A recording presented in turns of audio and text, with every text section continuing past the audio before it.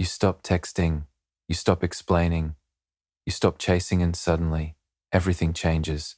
The same person who once seemed too busy is now overthinking your silence. They're creating problems that don't even exist, replaying your distance in their mind, trying to decode what went wrong. But here's the truth. It was never your words that confused them, it was your silence that exposed their emotions they were avoiding all along. And now, they're feeling something they never expected: loss without closure. When you go silent on an avoidant person, something unexpected begins to happen inside their mind. At first, they may not react at all. They might act like nothing has changed, like your absence is something they can easily ignore or dismiss. But silence has a strange psychological effect. It doesn't stay empty for long. It starts to fill space. And that space becomes uncomfortable, because now there is no longer your voice, your attention, your replies, or your emotional presence to distract them from what they have been avoiding within themselves.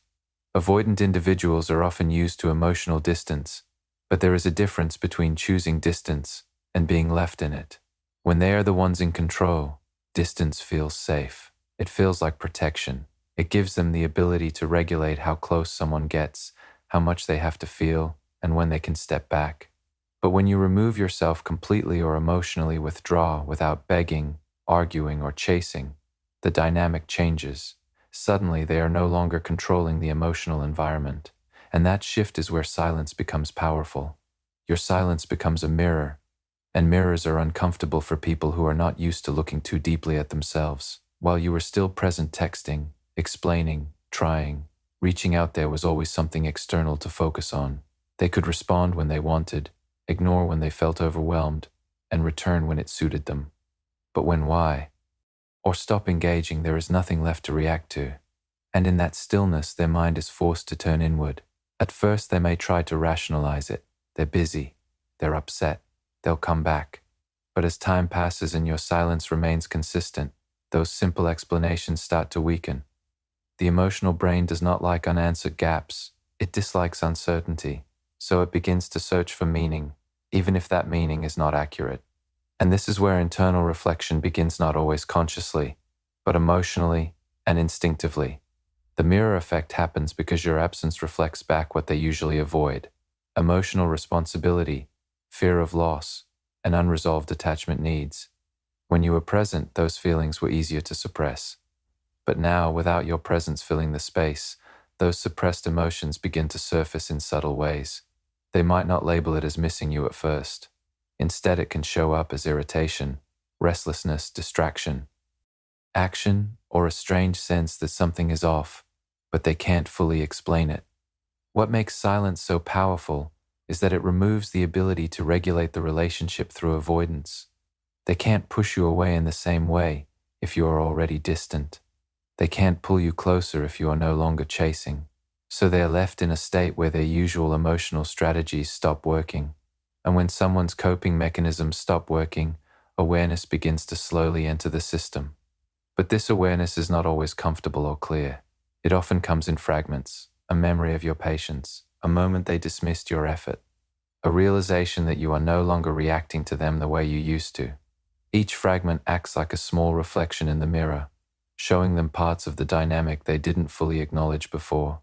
And because avoidant individuals are not typically comfortable sitting with emotional intensity, they don't process it all at once. They experience it in waves. Silence also removes validation. Even small interactions, messages, arguments, explanations provide a form of emotional feedback loop. When that loop stops, there is no longer a predictable response from you. That unpredictability forces them to confront uncertainty directly. And uncertainty is one of the strongest emotional triggers for attachment systems, even in people who claim they don't need closeness. Over time, your silence stops being just no communication. It becomes a presence of absence. It starts to feel noticeable. It starts to occupy mental space. And the more consistent it is, the more it reshapes how they perceive the connection. What they once took for granted becomes something they cannot easily access anymore. And that shift is what makes them start thinking not just about you, but about themselves in relation to you. In that mirror created by silence, they don't just see your absence. They begin to see their own emotional patterns reflected back. The avoidants, the withdrawal, the inconsistency, the moments they didn't fully show up, and whether they admit it or not, that reflection stays with them. Because silence doesn't argue, doesn't accuse, and doesn't chase, it simply reveals. When silence continues long enough, something subtle but powerful starts happening inside an avoidant person's mind. They begin to fill in the gaps. Human brains are not comfortable with missing information, especially in emotional relationships. When clarity is removed, the mind doesn't wait patiently for answers. It starts building its own versions of reality. And in the case of avoidant individuals, this process can become even more intense because they are already prone to internalizing emotions instead of openly processing them. So when you stop explaining yourself, stop chasing, stop reacting, and simply become unavailable, their mind is left with unanswered questions. Why did they stop texting? Are they upset with me? Did I do something wrong? Have they moved on? These questions don't always appear in a calm, logical way. Instead, they emerge emotionally, often late at night, during quiet moments, or when something triggers a memory of you. And because there is no direct communication from you to correct or clarify these thoughts, the mind begins to construct its own explanations. This is where assumptions are born. At first, these assumptions may be mild. They might tell themselves you are just busy or distracted, but as your silence continues, those simple explanations stop feeling enough. The emotional system dislikes uncertainty that lingers too long, so it upgrades the story. Now it becomes, maybe they are pulling away because they are upset. Then it becomes, maybe I did something wrong. And eventually, in some cases, maybe they don't care about me anymore. These thoughts are not necessarily based on reality, they are based on emotional discomfort seeking resolution. Avoidant individuals are especially vulnerable to this process because they often do not directly ask for emotional clarity. Instead of reaching out to confirm what is happening, they tend to analyze internally. They replay past conversations, re-examine your tone, your last message, your energy shifts, and even small details that they previously ignored. A delayed reply, a shorter message, or a change in behavior suddenly becomes evidence in their internal investigation. The mind starts connecting dots that were never meant to be connected. And here is where things become even more complicated. The brain prefers a painful explanation over no explanation at all. Uncertainty feels more threatening than sadness or guilt. So even if the assumptions are negative, the mind leans toward them because at least they feel like something concrete. They lost interest feels painful, but it feels clearer than I don't know what is happening. And clarity, even if distorted, reduces emotional tension temporarily. As your silence continues to, these internal stories become more detailed. They don't just think something is wrong, they begin constructing entire narratives. They imagine conversations you might be having with someone else. They imagine you emotionally detaching. They imagine scenarios where they were not important enough to be prioritized. These imagined situations are not based on facts, but they feel real to them because they are emotionally charged. This is why silence can feel so loud to an avoidant mind. It is not just the absence of communication, it is the presence of unanswered interpretation. Every moment without clarity becomes an opportunity for the brain to create meaning, and not all meaning is accurate. In fact, most of it is shaped by fear, insecurity, and past emotional conditioning rather than the present reality. Another important layer is that avoidant individuals often struggle with expressing emotional uncertainty outwardly. Instead of saying I miss you or I don't understand what's happening, NG, they turn inward. So the entire process of confusion happens privately. On the outside, they may appear unaffected, distant, or even indifferent. But internally, the mind is active, trying to stabilize a situation that no longer has emotional clarity. And because there is no feedback loop from you, these imaginary conclusions start to feel more believable over time. The longer silence lasts, the more real their assumptions become in their perception, not because they are true, but because there is nothing to challenge them. The absence of correction allows imagination to harden into belief. In some cases, this leads to emotional agitation. In others, it leads to curiosity or regret. But in almost all cases, it creates mental preoccupation. Even if they try to act normal, a part of their attention remains stuck in the unanswered space you left behind. They may check their phone more often than they admit. They may revisit old messages. They may hesitate before deleting or ignoring. Your chat.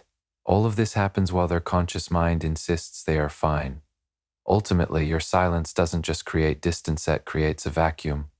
And the mind, especially one uncomfortable with emotional uncertainty, will always try to fill a vacuum with something. Even if that something is not real, it becomes emotionally influential. When a relationship involves an avoidant person, one of the strongest psychological forces at play is control, not always obvious control over the other person, but control over emotional exposure. Avoidant individuals often feel safest when they can manage how close someone gets, how intense things become, and when to step back. This sense of control helps them regulate emotional overwhelm. So when you consistently show up, explain yourself, or chase after them, even in moments of distance, the dynamic still stays partially in their hands. They can respond when they want, withdraw when they feel pressured, and return when they feel comfortable. Table. In that pattern, even chaos still feels familiar because they are the ones setting the emotional distance. But silence disrupts this entire system. When you stop reacting the way you used to, when you no longer chase, over-explain, or emotionally pursue them, the emotional balance shifts in a way they did not consciously prepare for. Suddenly, they are no longer the one controlling the rhythm of connection. You are no longer adjusting yourself around their availability. Instead, you are absent in a consistent, calm, and non-reactive way, and that absence quietly removes their sense of emotional control over the situation. At first, this might not register as emotional discomfort. It might just feel like space or distance, something they are used to and even comfortable with. But over time, a deeper psychological effect begins to emerge. Because control in relationships is not just about actions, it is also about predictability. When they could predict that you would respond, or re-engage, the emotional environment felt stable. Even if it was intense, it was familiar. But your silence introduces unpredictability. They no longer know if you will come back quickly, slowly, or not at all. And unpredictability is where emotional discomfort begins to rise. This is where emotional control starts slipping. Not because you are actively doing something to them, but because you are no longer participating in the pattern they were used to managing. Your silence becomes a form of emotional independence that they cannot influence. And for someone who is used to regulating closeness by stepping back, this creates an internal imbalance. They cannot push you away in real time because you are already distant. They cannot pull you closer through minimal effort because there is no immediate response loop. So the usual emotional tools stop working. What makes this even more impactful is that avoidant individuals often do not immediately recognize this shift as loss of control. Instead, it can show up as irritation, confusion, or a vague sense of discomfort. They might tell themselves they don't care, that it doesn't matter, or that they prefer space anyway. But beneath that surface narrative, their nervous system is reacting to the loss of predictability. Something that used to be responsive is now silent. Something that used to be available is now emotionally unreachable, and that contrast creates tension. In relationships where one person is emotionally expressive and the other is avoidant, control often becomes an invisible dance. One person reaches, the other withdraws. One person explains, the other distances. But when the reaching stops, the avoidance system no longer has its usual structure to respond to. And that is where emotional recalibration begins. They are no longer reacting to your pursuit, they are reacting to your absence. And reacting to absence is much harder to control than reacting to presence. Your silence also removes the reassurance. Rants they were unconsciously relying on. Even if they didn't actively engage deeply, your presence still provided emotional stability in the background. Knowing you were there, available, and responsive gave a sense of quiet control over the connection. When that reassurance disappears, the emotional environment becomes less predictable. And when predictability decreases, the mind starts scanning for ways to regain stability. This is why they may start noticing your absence more than they expected. It's not just about missing you, it's about losing the ability to influence the emotional flow of the connection. They can no longer assume access to your attention on demand. They can no longer rely on you resetting the emotional tone after distance. The system they were familiar with no longer responds in the same way, and internally this creates a subtle but powerful shift, awareness of dependency. Not dependency in an obvious emotional sense, but dependency on patterned familiarity. When That pattern breaks. They are forced into a position where they have to either adapt or disengage completely. Neither option feels comfortable at first because both require confronting something they usually avoid: emotional uncertainty without control. Even if they try to regain control by reaching out casually or testing the waters, the dynamic has already changed. Your silence has altered the baseline. You are no longer reacting from a place of emotional urgency, so their usual influence over the situation weakens. And when influence weakens, emotional reflection strengthens. In this stage, control doesn't just slip away, it becomes irrelevant in the same way it used to function, because control requires interaction, and silence removes the interaction. What remains is a space they cannot directly manage anymore, and that space often leads them to think more deeply about what they actually had, what they assumed would always be available, and what it feels like when that availability, why, is no longer guaranteed. In simple terms, your silence shifts the power dynamic not through force, but through withdrawal. And in that withdrawal, the emotional control they once felt starts dissolving into uncertainty, forcing them to sit with a reality they were not actively preparing for. Even when an avoidant person is the one who initially pulls away, the emotional system inside them does not simply switch off. Human attachment doesn't work like a clean break, it works more like a cycle that keeps trying to restore balance. So when your silence continues after distance has already been created, something interesting begins to happen internally. The push-pull dynamic gets activated again, but this time in a reversed and more confusing form. Avoidant individuals are often caught in an internal conflict between two competing needs. On one side, there is the need for independence, space, and emotional safety through distance. On the other side, there is the natural human need for concern, connection, familiarity, and emotional bonding. In the beginning of a distancing phase, the pull-away side usually wins. They detach, reduce communication, and convince themselves that space is what they need to feel okay again. But emotional systems are not stable in isolation. After some time, the absence of connection begins to create internal discomfort, even if it is not immediately recognized. This is where your silence changes the equation. When you are still responding, even in a limited way, the push-pull cycle had a predictable rhythm. They could step back, feel relief, and still know that access to you was not completely gone. That safety net, no matter how loose, kept the emotional system balanced. But when you stop responding or emotionally engaging altogether, the balance begins to shift. Now the pull mechanism has no clear target to return to, and when the brain cannot complete a cycle it is used to, it begins to react with confusion. At first, they may not interpret this as confusion as emotional significance. It might appear as restlessness, distraction, or a vague sense that something feels unfinished. They may try to reinforce the original pull-away decision by telling themselves they needed space, they are better alone, or they feel more in control without emotional involvement. But the emotional system doesn't respond to logic alone. It responds to attachment signals, familiarity, and absence. And your silence becomes a strong signal of absence that cannot be ignored indefinitely. As time passes, the internal push-pull conflict becomes more noticeable. One part of them still tries to maintain distance, insisting that detachment is the safer path. Another part begins to question that distance because the usual emotional feedback they were used to is no longer available. This creates a subtle tension. The mind is no longer fully settled in avoidance, but it is also not fully moving toward reconnection. They are suspended between two emotional directors, TNs without resolution. This is where confusion begins to intensify. They may find themselves thinking about you at unexpected times, even when they consciously believe they are over it or unaffected. A small trigger like a familiar place, a song, or a moment of solitude can activate memories that were previously suppressed or minimized. And because there is no active communication to ground those emotions, the thoughts remain unresolved.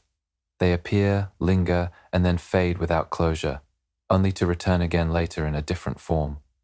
What makes this stage particularly powerful is that the avoidance system is not naturally comfortable sitting in emotional ambiguity. So instead of fully engaging with the pull toward connection, they often try to neutralize it by rationalizing the situation. They might say to themselves that you are moving on, that the connection wasn't that important, or that distance is healthier. But these rational explanations do not eliminate emotional activation. They only temporarily suppress it. Meanwhile, your silence continues to reinforce the absence of resolution. There is no emotional closure, no confrontation, no reassurance, and no rejection that can be clearly processed. This lack of closure keeps the push-pull cycle active in the background. The push side tells them to maintain distance to avoid vulnerability. The pull side becomes louder as emotional uncertainty grows, and between these two forces they experience internal inconsistency. This inconsistency often shows up in behavior that may seem contradictory. They might check in indirectly, observe from a distance, or engage in small, low-risk ways that do not fully reopen emotional vulnerability. At the same time, they may avoid deeper communication because that would require stepping into emotional exposure again. This creates a pattern of hesitation approach without commitment, distance without full relief. The more your silence remains consistent, the more this cycle bicker. Mess mentally active, not because you are doing anything new, but because you are no longer reinforcing the old pattern. In the absence of your response, their internal system keeps trying to decide which direction is safer, returning or continuing to detach. But without interaction, neither option gets fully resolved, so the cycle repeats itself in thought rather than action. This is why avoidance can appear emotionally fine on the surface, while internally experiencing ongoing mental back and forth. The push-pull system doesn't require external expression to remain active. It operates quietly, in reflection, memory, and interpretation.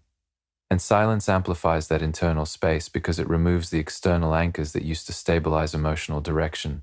Eventually, this confusion can lead to reflection, not always immediate action but awareness. They begin to realize that their emotional system is not as settled as they thought.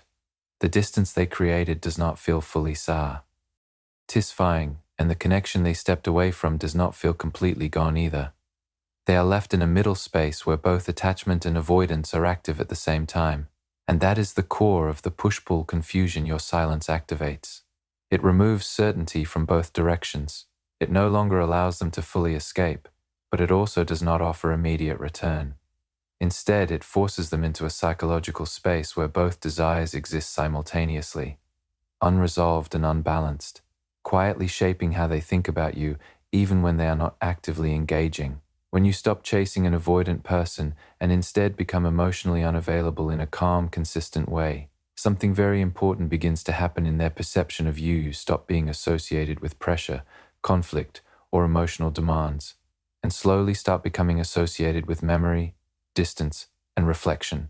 This is where romanticization begins, not because you suddenly changed, but because the emotional environment around you has changed. During active interaction, especially in relationships involving avoidant dynamics, there is often tension. One person seeks closeness, clarity, or reassurance, while the avoidant partner feels overwhelmed and withdraws. In that cycle, the connection can become emotionally heavy for them.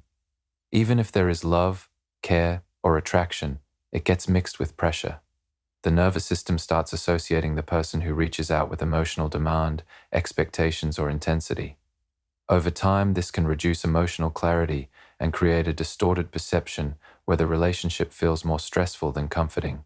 But when you step back completely and stop engaging in that cycle, the emotional pressure disappears.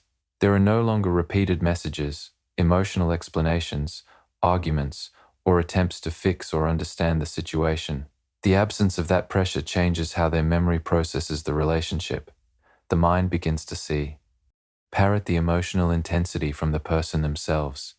And once that separation begins, something interesting happens. The good memories start to rise to the surface more clearly than the stressful ones. This is how romanticization begins.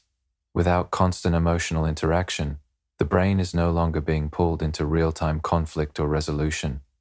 Instead, it starts working with memory. And memory is not neutral, it is selective. It tends to highlight emotionally meaningful moments, especially those tied to comfort, connection, or emotional warmth.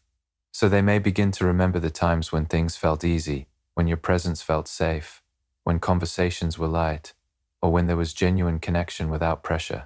These moments begin to feel more significant in hindsight than they did in the moment. At the same time, the emotional discomfort they associated with the relationship starts to fade slightly because it is no longer being actively triggered.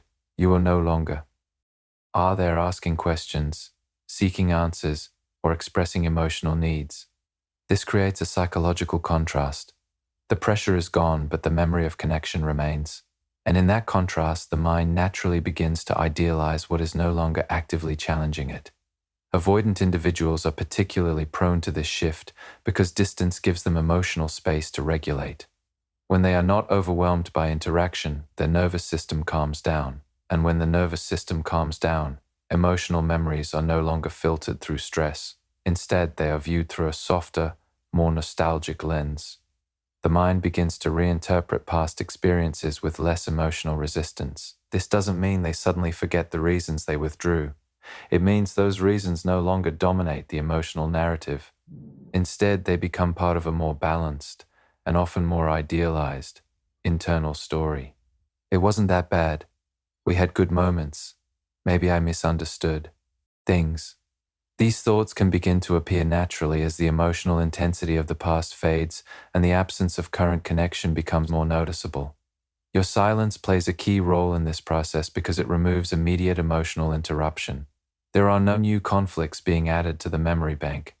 There are no fresh emotional reactions that reinforce the stressful side of the relationship. Instead, there is stillness. And in that stillness, the mind fills the gap with reflection rather than reaction. Over time, this reflection can shift into emotional comparison.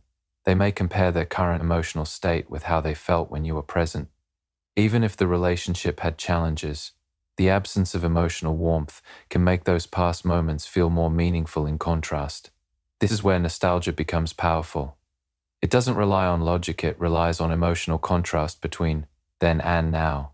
The more consistent your silence is, the more the present feels emotionally empty compared to the past.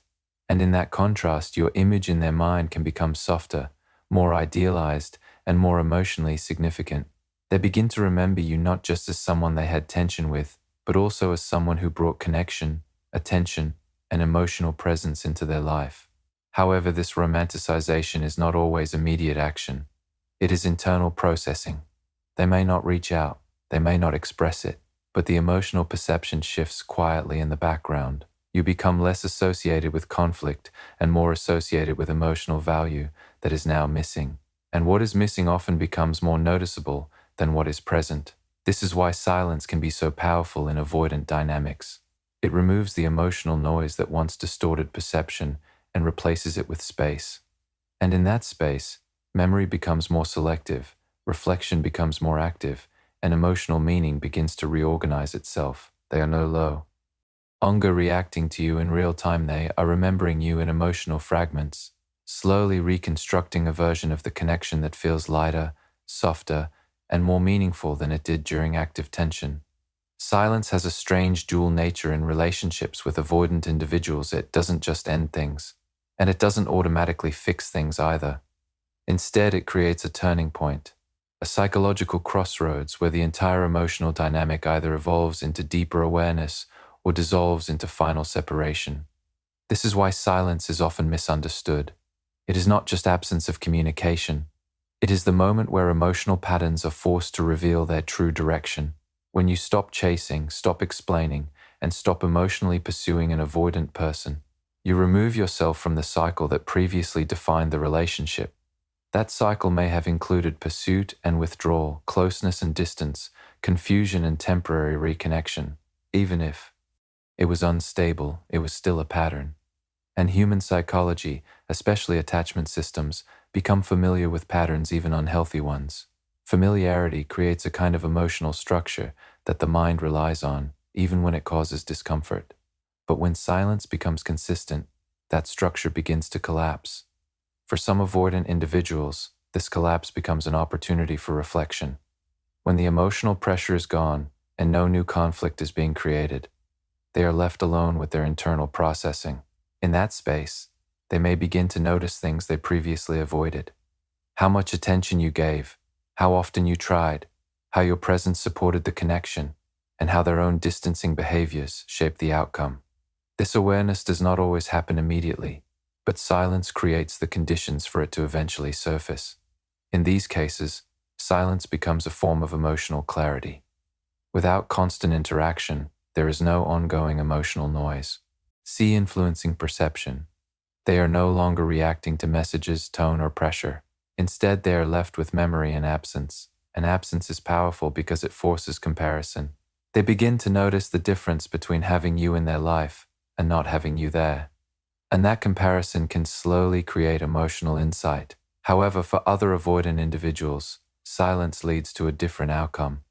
Instead of reflection, it reinforces distance. The absence of emotional engagement confirms their internal belief that closeness is unnecessary, overwhelming, or unsustainable. They may interpret your silence as independence, disinterest, or mutual detachment. And because avoidant coping mechanisms often involve emotional minimization, they may choose to emotionally disengage further rather than revisit the connection. This is why silence does not produce one fixed outcome. It acts as a revealing mechanism. It shows what the relationship truly was underneath the emotional actions and misunderstandings. It exposes whether there is enough internal emotional value for reconnection, or whether the connection was primarily sustained through pursuit and response patterns. At the same time, silence changes your position completely. You are no longer the one reacting, explaining, or trying to bridge emotional distance. You become someone who is not actively participating in the old dynamic. And that shift changes how you exist in their psychological space. You are no longer part of an ongoing emotional exchange, you become part of their internal processing.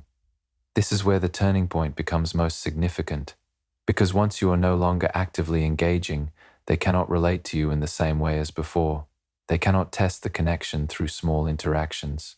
They cannot rely on your emotional availability to regulate their own uncertainty. Instead, they are forced to confront the relationship internally without immediate feedback from you. For some, this leads to curiosity. For others, it leads to regret. For others still, it leads to acceptance and detachment. But in all cases, silence removes illusion. It strips away the repetitive emotional patterns that once defined the connection and replaces them with stillness. And in stillness, truth becomes more visible. This is why silence can feel like a final chapter, but also an open door. It is final in the sense that it ends the old dynamic, the chasing, the confusion, the imbalance. But it is open in the sense that it allows new emotional awareness to form. If there is emotional capacity on their side, silence can become the space where understanding begins to grow. If there is not, silence becomes the space where detachment completes itself. Importantly, this process is not about manipulation or control. It is about emotional consequence. When interaction stops, the emotional system is no longer regulated externally. Everything shifts inward. And what happens inward depends entirely on their capacity for reflection, emotional maturity, and attachment patterns. Ultimately, silence changes everything because it removes interference. It removes reaction. It removes the familiar push-pull rhythm that once defined the relationship. And what remains is a clear emotional space where they must either grow awareness or complete detachment. There is no longer a middle ground sustained by constant interaction. So silence does not just end a cycle, it reveals what the cycle was truly built on. And in that revelation, the relationship either transforms internally in their mind, or it quietly comes to a final emotional conclusion.